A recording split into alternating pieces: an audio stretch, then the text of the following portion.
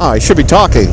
That's why I started the other camera, but I didn't talk. So, all right, here we are, trying out the new mount. It's way out front. It's a little cool out, but nothing crazy. And it's a little bobby because I really do have it out as long as it'll go. I don't see myself doing this unless it's someplace really, really, really nice. So, all right, take it up to highway speeds. Ooh, should have put my gloves on, but I can't operate the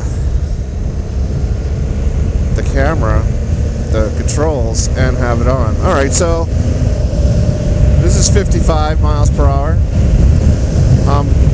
Guarantee you the audio is horrible on the 360 camera. I've the GoPro, I used to put a few pieces of tape over it and it was great, but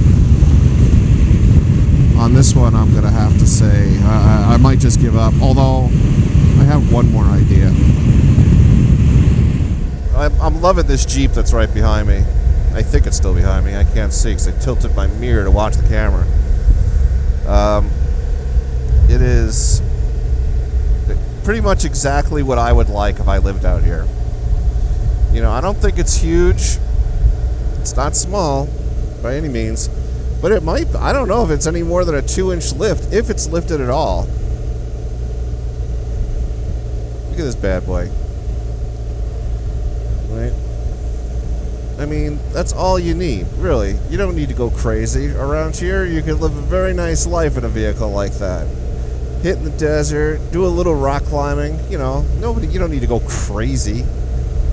I know I could do it. I've done it, you know, but I really like that. Super nice.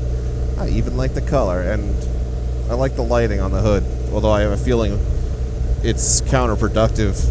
Hood lights to me always bad because they light the hood up so bad that you can't see past it. You know, it's like a lighting relativity thing.